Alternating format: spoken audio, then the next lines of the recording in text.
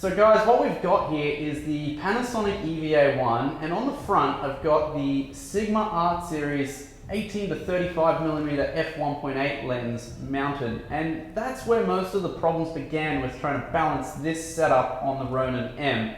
Basically, the camera is so lightweight and this lens is so forward heavy that it was dragging the camera down, and I couldn't actually get it to balance no matter how far back I put the camera on the gimbal. So what I had to do was come up with this counterweight solution, which was a very quick and inexpensive DIY solution from my local Bunnings hardware supply store here.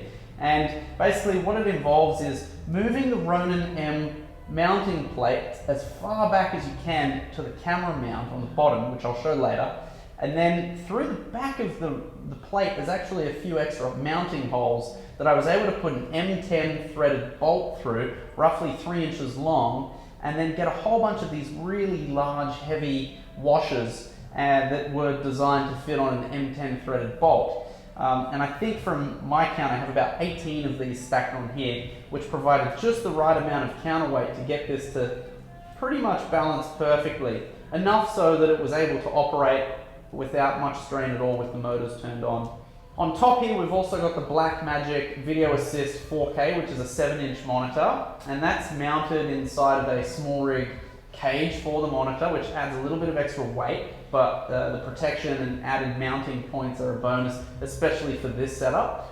On top of that, I've got a small rig ball head mounted to a small rig clamp, which we were able to just clamp on easily onto the bars, the handle of the Ronin, which is really great and easy to move it around. On this side, we've actually got the Panasonic included monitor, which I've also been able to mount on top of another small rig clamp here, and I've actually just used the included threaded adapter that comes with the camera and the monitor, and I'm just able to screw that straight in as it's a 1/4-20. And then from there, I've just got a simple 40cm SDI cable running from the Blackmagic into the back of the EVA1, and the included viewfinder is also just attached to the camera with its standard cable, which doesn't seem to get in the way at all and is plenty long enough to let the camera move freely as it needs to. So guys, what we've got here is the Panasonic EVA1, the included standard battery, a 2-inch M10 threaded bolt and nut, and about 18 of these mudguard washers, they're called. I'm not sure why, but they're M10 size hole on the inside, so a 10mm hole, and I use about 18. Now, the only way to get this to actually work is by not attaching any of this first. The first step is actually mounting the camera to the Ronin. So I'm going to show you guys how I do that, and then how you actually put this together in the right order to get it to actually balance. It's a little bit time consuming, so you need to factor in the amount of prep time needed to do this if you want to use the EVA1 on the Ronin-M. But I guarantee you guys it's well worth it, and I've got amazing footage out of this so far, so stick around and I'll show you how to do it. Okay guys, so what we've got here is the EVA1, the battery that's included, the washers and the nut and bolt. Over here is the Ronin-M. So now I'm going to show you how to actually mount this to the gimbal and then assemble all of these components in the correct order. So just watch closely. So first of all, let's just get these out of the way and put these over to the side because we don't need those just yet. Now, the first step, guys, is you definitely want to be using the included stand for the Ronin to do this, because it's a little bit fiddly to actually position the gimbal in the right orientation to mount all of this. But essentially what you want to do is, just with the plate installed, as I said, you want to have the plate installed as far back as you possibly can, and you want to get the camera, mount it to the gimbal.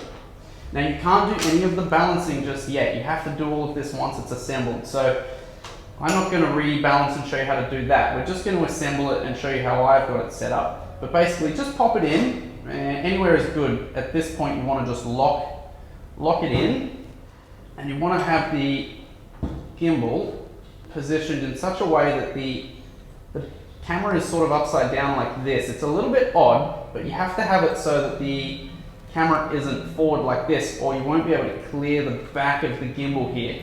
So starting with it past that point and sort of upside down, then what you would do is get your 2-inch M10 bolt as well as your washers, and nut. And the next step is to get the bolt and place it through inside this battery compartment, through that little hole that's at the bottom here. And you want to put it through probably the second hole at the back of the plate. So as you can see, that bolt is sort of coming out through the plate now. And you can only do this, you can only get access to that because there's this cutout at the bottom of the battery compartment here. So what you do is you push it all the way to the end. And if I turn this way, and just holding that in place, you get your washers and install that over the top. And the great thing about these washers is that they're made for this size bolt. So they sit pretty neatly and it doesn't look like a super DIY hack job. And if you wanted to really blend these in, you could probably spray paint these all black so that they match nicely with the camera and the Ronin. And you want to get your little nut, lock this in. It doesn't have to be super tight, but just enough so that these weights don't move around. And you can just hand tighten this. There's no need to use tools here because it's not really going to come away. Now that that's installed, you can reset the gimbal to the correct position, and you can see that that is still not quite in the right position, but you have got access now to reinstall your battery. So you take the battery, and any of the size batteries work that I've tested so far. They don't get in the way of that bolt inside there, but you definitely have to do the battery last. And once that battery's in, and you put this in the right position, you can see that we're a bit front heavy still. So if we unlock this plate and move the camera back a little, we can start to find roughly the right balance point, little by little. It's pretty close, it's just rolling a little bit. So we can lock that in and just check again. Now it's a little left and right, so it's going to the left a little bit. And that's okay, because I know that my cables kind of affect this a little bit, but basically what we're trying to see is that the camera is pretty well balanced, about as much as it can be with these counterweights. So just to show that this works, I'm going to turn this on, and the camera is going to turn around in a second.